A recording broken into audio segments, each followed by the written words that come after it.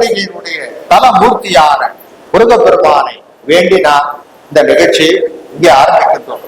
எல்லா விதமான கலர்களையும் தரக்கூடியவர் சேவலும் மயிலும் முருகனுடைய கரங்களிலே பொருந்தி இருக்கிறது என்று சொன்னால் அந்த சேவலும் மயிலும் என்ன விதமான செயல்களை தரக்கூடியது என்பது முருகனுடைய வரலாற்றை படித்து பார்க்கின்ற பொழுது அற்புதமான செய்திகளை தந்து கொண்டிருக்கின்றது.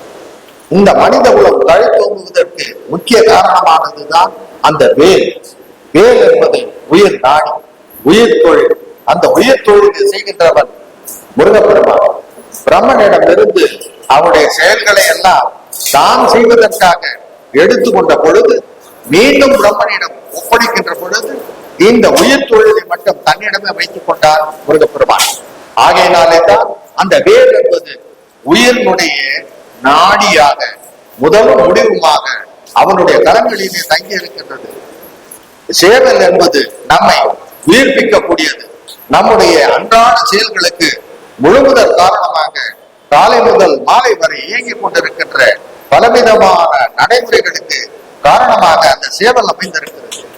மயிலானது தன்னுடைய உற்பத்தி சக்தியை பார்வையினாலேயே செய்யக்கூடியது என்கின்ற காரணத்தினாலேதான் தீட்சைகளிலே சிறந்ததான நேத்திர தீட்சை என்பது போல நேத்திர உயிர் சக்தியை உயிர்ப்பிக்கக்கூடியது மயில். அது ஒரு மயிலும் இன்னொரு மயிலும் உணர்ந்து தன்னுடைய இனத்தை விருத்தி செய்யவில்லை. பார்வையினாலே விருத்தி செய்கின்ற ஒரே சக்தி இருக்கக்கூடியது மயில் மட்டும்தான்.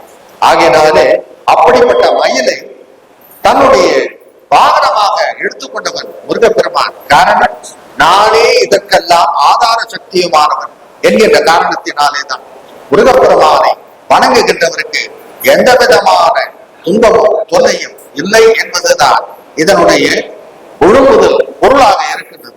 முருகப்பெருமான் முருகப்பெருமான் என்று ஏன் அடித்துக் கொள்கிறோம் என்று சொன்னால், இந்த மனிதனுக்கு 6 அறிவு என்பது இருக்கிறது.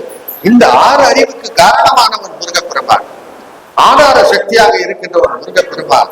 எல்லாவற்றையும் மதிக்கக்கூடியவன் முருகப்பெருமான் என்பது மட்டுமல்ல, ஆறுமுகர் கடவுள் இந்த தலத்திலே மிக பிரதானமாக முதலாக எழுந்தருளியவன் ஆறுமுக பெருமான். இந்த திருத்தணியிலே மிக சிறப்பான ஒரு சேத்திரம் என்று சொன்னால், மலை மீது இருக்கக்கூடிய கோயிலை விட ஆறுமுக சாமியின் ஆலயம் தான் மிகவும் பிரதானமானது, மிகவும் சிறப்பானது, பழமையானதும் கூட. எத்தனை பேருக்கு தெரிந்திருக்கும் என்று தெரியவில்லை. ஆறுமுக பெருமானிடம் கோரிக்கை வைத்தால் 6 நொடிகளுக்குள்ள அது தீர்ந்துவிடும் என்பதுதான் அதனுடைய சல புராணம் மட்டுமல்ல, உண்மையான நிலைமை கூட. எத்தனை பேருக்கு நிறைவேறாத கோரிக்கைகள் இருக்கிறதோ அந்த ஆறுமுக சாமியிடம் சென்று நீங்கள் அந்த கோரிக்கையை வைத்தால் அதை நிறைவேற்றக்கூடிய வல்லமை உடையவர் அந்த முருகப்பெருமான், அந்த ஆறுமுக சாமி என்பது நிதர்சனமான உண்மை. அதனாலே தான் சேந்தனை கந்தனை செங்கோட்டு வெண்மனை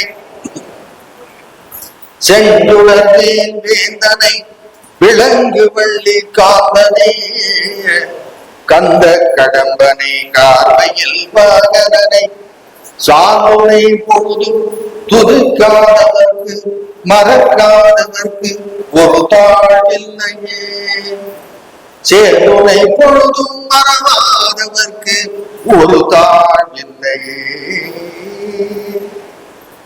இப்படி அந்த முருகப்பெருமானுடைய திருவருள் அனைவருக்கும் கிடைக்க வேண்டும் என்பதற்காகவும் இங்கே இந்த நிகழ்ச்சியானது ஆரம்பமாகிறது.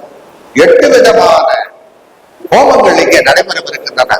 இந்த அஷ்ட ஹோமம் என்று சொன்னாலே, அஷ்ட என்று சொன்னால் கஷ்டம் நீக்குவது என்று பொருள், அஷ்ட என்றால் 8 என்று பொருள். இந்த 8 என்பது பிரதானமானது நம்முடைய வாழ்க்கையில. இந்த 8 2 என்று இந்த சித்த பாதையில சொல்லுவார்கள். 8ம் 2ம் என்ன என்று சொன்னால் ஆ ஊ என்று சொல்வார்கள். ஆக ஓம் என்ற மந்திரத்தினுடைய முதல் 2 எழுத்துக்கள் ஆம் ஊ ஆம் என்று சொன்னால்தான் ஓம் என்கின்ற முழு வடிவம் வந்து சேரும். ஆகினாலே ஆவும் ஊவும் சேர்ந்த 2 எழுத்துக்கள், அந்த 8ம் 2ம். 2 என்பது அவருடைய ஆசி என்பது, 8 என்பது இங்கே நடக்கக்கூடிய ஹோமங்கள்.